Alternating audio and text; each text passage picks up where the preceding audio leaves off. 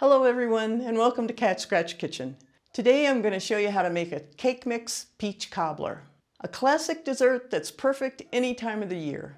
This recipe is so simple, you'll only need 3 ingredients: peaches, cake mix, and butter. You can use fresh, frozen, or canned peaches, and any flavor of cake mix you like. In fact, if you made the yellow cake mix for your pantry in an earlier video, this is the perfect time to use it. I'll be sure to put a link in the description just in case you missed it. I'm also going to be using canned peaches today and give us a taste of summer in the winter. This cobbler is so juicy, sweet, and delicious you won't believe how easy it is to make. Ready to try it? Grab your apron and let's get started.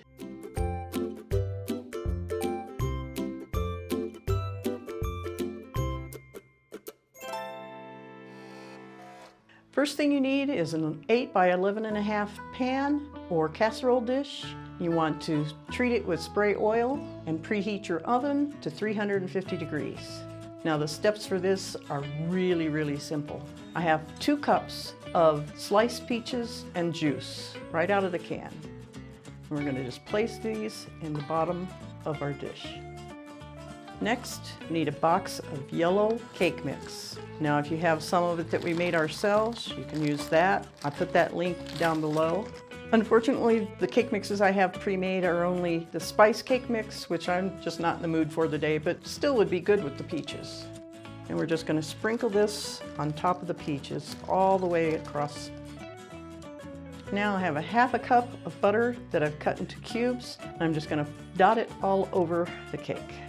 Now it doesn't look like much now, but we're going to put it in our oven now and we're going to let it cook for 45 to 55 minutes or until the top is golden brown.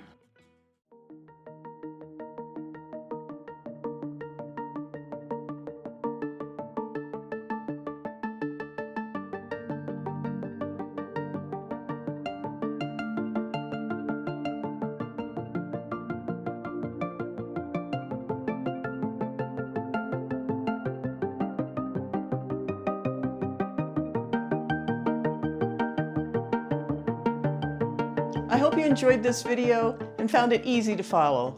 Don't forget, you can always change up the recipe with different fruits or other flavors of cake mix.